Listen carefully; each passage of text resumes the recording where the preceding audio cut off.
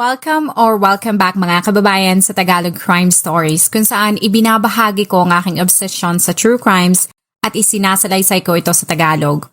Kung gusto mo ang mga ganitong contents, make sure to subscribe at turn on all the notifications para lagi kang updated sa mga bago kong videos. Kung gusto mo naman na suportahan ang aking channel sa ibang paraan, you may do so by checking these options.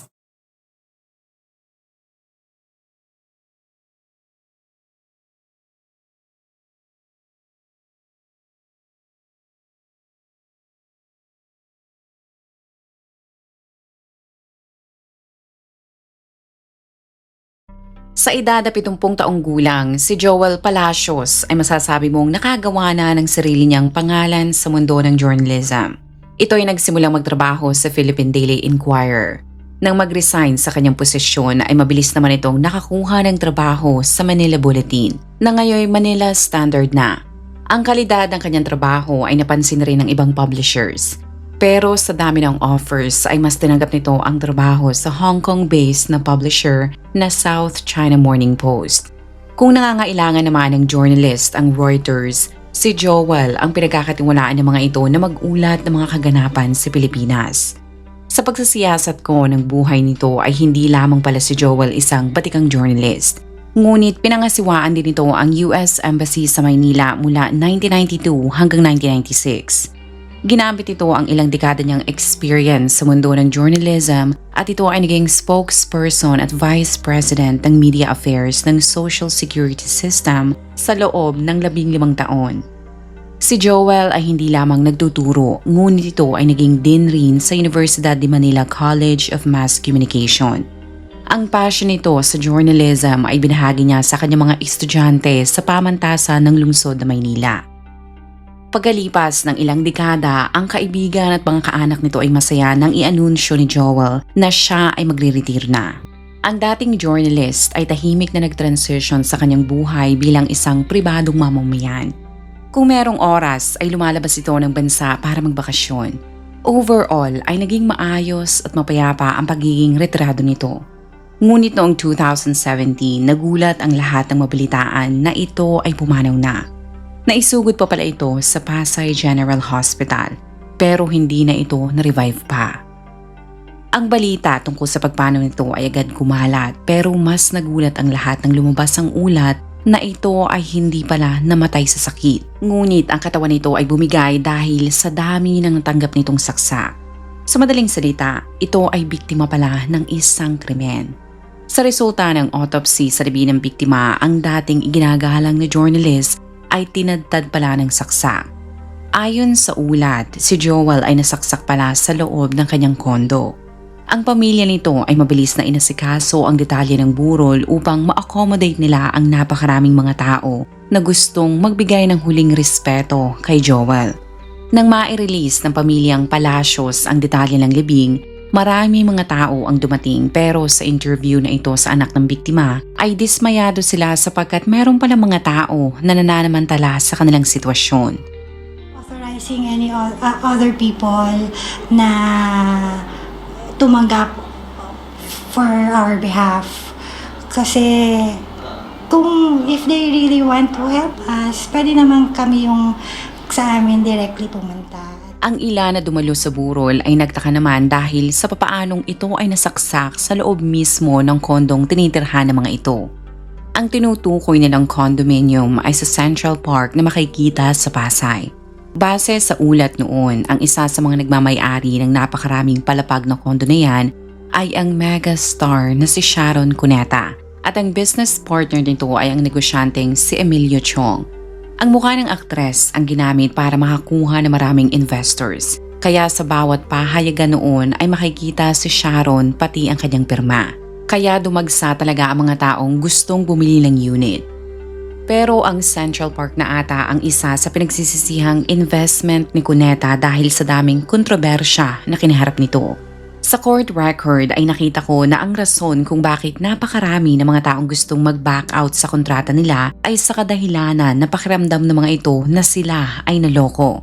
Sa detalye ng kontrata ay nakalagay na ang kondo ay akala nilang itatayo sa Bangkal, Makati. Pero kalaunan ay natuklasan nila na ang building pala ay nasa Pasay. Sa dami na nagrereklamo ay mabilis na kumalas si Sharon sa kanilang partnership upang hindi tuluyang makaladkad ang kanyang pangalan. Bagamat pagkadami-dami ng mga taong nag-back out, may ilan naman na ipinagpatuloy pa rin ang kanilang mga kontrata. Pero sa pagdaan ng panahon, ang building na matatawag mong Pioneer Condo sa Pasay na dinisenyo para sa mga young professionals ay hindi nagtagumpay. Mas naging kontrobersyal pa yan nang kumalat nga ang ulat na doon pinatay ang dating journalist na si Joel. Ang suspect ay mabilis na natukoy at ito ay kinilalang si Alberto Garan. Ito ay 39 na taong gulang na tubong Cagayan. Sa investigasyon ay lumalabas pala na 1 linggo pa lamang itong nakatira sa Central Park. Ang mga kaanak ng napatay na journalist pati ang ilang mga tao ay sinabi na baka ang suspect ay lulong sa droga. Ngunit ang ginang na ito na dumulog sa presinto ay tinanggi na ang kanyang asawa ay hindi isang adik. Ngunit kahit ano pa ang sabihin nito, katakot-takot na pamabatikos ang natanggap niya dahil hindi lamang pala iisa ang pinatay nito, kundi 5 pang mga katao. Naman ginusto na gawin niya yon, hindi ko naman itinulak, hindi ko naman sinabihan na sasaksakin niya. Humihingi na lang ako ng patawad sa kanila. Bukod kay Joel, ang mga biktima nito ay kinilalang si Niligaya Di Mapilis na 36 taong gulang, Leticia Egsiagan, 50 taong gulang, Emeline Sagun, 30 taong gulang at Desiree Castillo na 12 taong gulang. 4 na mga tao pa ang nasugatan. Ang mga ito ay agad dinala sa ospital at isa pa sa mga ito ay buntis pala. Pero kahit marami na ang bumabatikos sa kanila, ang pamunuan ng Central Park Condominium ay tila hindi man lamang natitinag. Kahit 3 araw na ang nakalipas ay hindi pa rin ang mga ito nagre-release ng anumang statement. Habang ang publiko ay naghihintay ng aksyon mula sa management ng kondo, ang mga otoridad ay nagawang mapagtagpi-tagpi ang pangyayari na magpapaliwanag kung ano ba ang naging punot dulo ng lahat. Ayon sa mga investigador, si Garan ay bago lamang na naninirahan sa kondo at ito ay naiulat na dumating noong August 25 kasama ang kasintahan nitong si Emily. Dala ang ilang mga bagahe, ang mga ito ay tumuloy sa condo unit ng kapatid ni Emily. Ang dalawa ay inilarawan na in love sa isa't isa at hindi mapaghiwalay. Ngunit kahit ano pa ang tindi na kanilang nararamdaman, hinding-hindi sila kailanman maaaring magpakasal dahil pamilyadong tao na si Garan. Ito ay nagkaroon ng isang anak na babae. Pero kahit ano palang klaseng pagsisilbing gawin ng misis nito, ang loob ni Garan ay nahulog pa rin kay Emily. Sa tindi na kanyang nararamdaman, kalaunan ay pinili nito ang kanyang krida. Bagamat masakit, ang misis nito ay wala nang nagawa kaya nag-focus na lamang siya sa pagpapalaki ng kanyang anak. Ayon sa mga otoridad noong August 30, 2017, 5:00 ng hapon, ang katahimikan sa Central Park 2 condominium ay nawasak ng isang lagabog ang narinig ng mga residente doon. Ayon sa salaysay ng ilan ay meron silang nakitang isang bagay na nahulog sa basement. Nang puntahan nila ang parating yon ng kondo ay napasigaw na lamang sila dahil nakita nila ang bangkay ng isang babae. At ito ay kinilalang si Emily. Sa interview sa anak at asawa ng Salarin ay sinabi ng mga ito na nakausap pa nila si Garan nang matapos itong mang-massacre.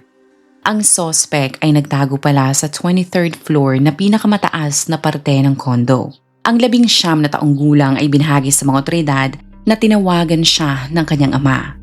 Ayon sa suspect ay malapit na siyang maabutan ng mga pulis at sigurado na papatayin siya ng mga ito. Ang pagtugis sa Salarin ay inabot pa pala ng 5 oras.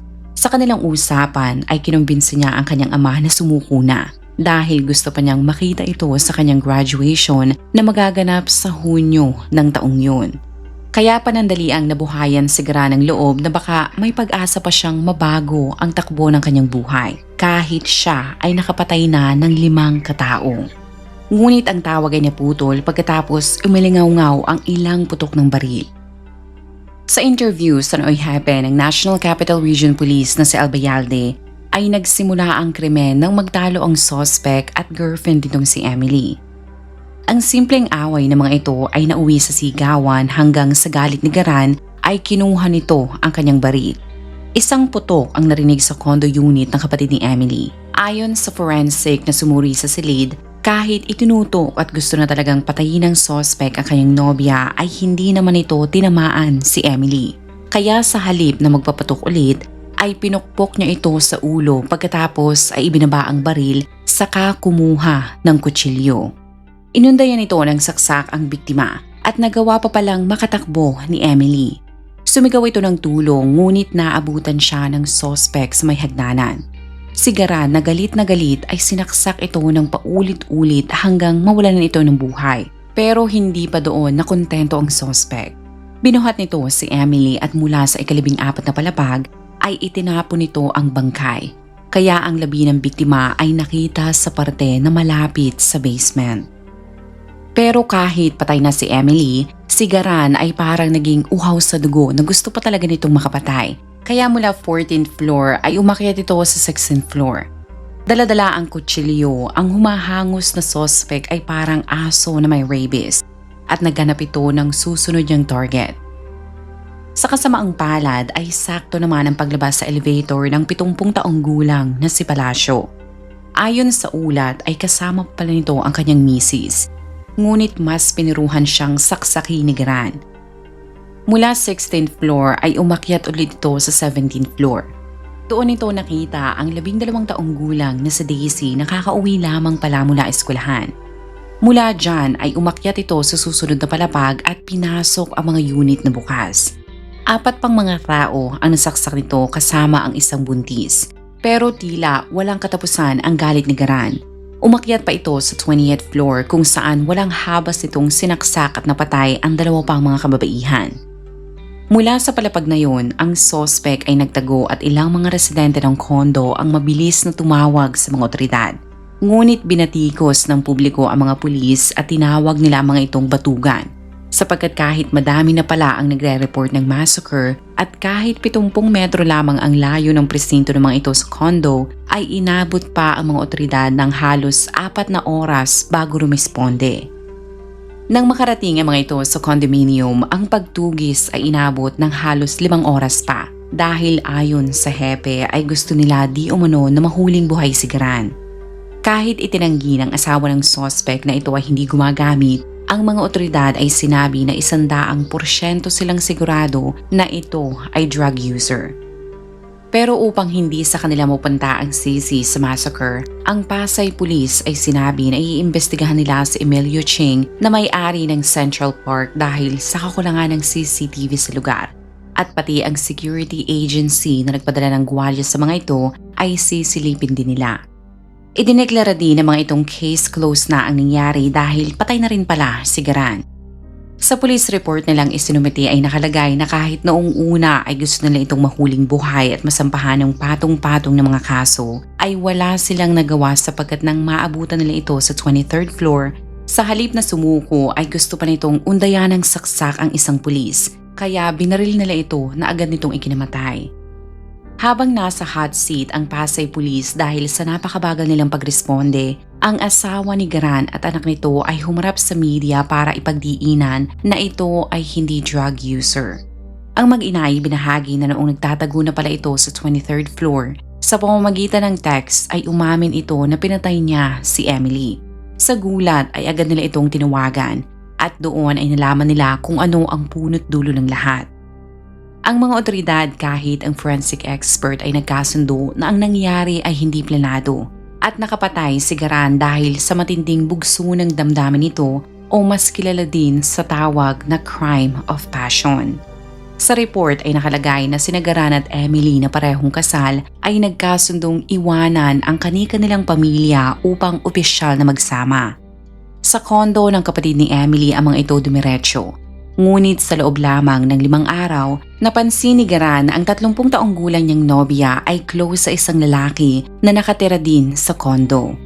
Mula noon ay lagi nang may kausap sa cellphone si Emily. Bagamat kinukutuban na siya ng masama, si Garan ay naniniwala pa rin na hinding-hindi siya ipagpapalit nito. Pero kahit anong kontrol niya sa kanyang emosyon ay sumabog na ang kanyang galit nang makita niyang nakikipag-holding hands ito sa parehong lalaki. Pagkatapos nila makapasok sa unit ay nagtalo ang dalawa hanggang mauwi na yon sa patayan noong October 30.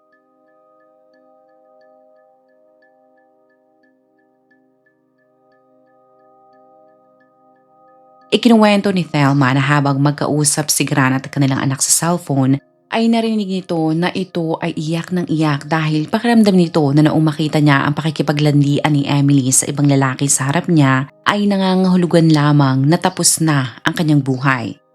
Ang ibig sabihin ni Gran ay ipinagpalit niya ang kanyang pamilya, mga kaibigan o buong buhay niya, makasama at ipakita lamang kay Emily na ito ang pinakaimportanteng tao para sa kanya. Kaya nang makita niya na may kinakalantaryo itong ibang lalaki, ay nagdilim ang kanyang paningin dahil ang parehong effort at debosyon na inialay niya kay Emily ay hindi pala nito kayang ibigay. Sa halip, napagtanto nitong kahit anong oras pala ay kayang-kaya rin siyang ipagpalit nito. Hindi malinaw kung nanlalaki nga ba si Emily, pero ayon sa forensic expert, nanlalaki man o hindi, mapapansin mo naman na halos lahat ng biktima ni Gran na namatay ay halos mga kababaihan, maliban lamang kay Palacios. Para sa eksperto, yan ay nangangahulugan lamang na pagkatapos nitong patayin ang babaeng nagtaksil sa kanya, sa isip nito ay nabuo ang ideolohiya na lahat ng mga babae ay malandi at karapat dapat lamang na mamatay, kahit bata o matanda pa.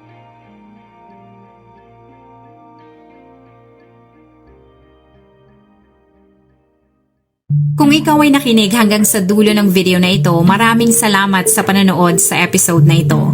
Please consider leaving a comment or i-like ang video na ito. At kung may kaso ka na gusto mong i-cover ko, please let me know. Magandang araw sa iyo, kabayan.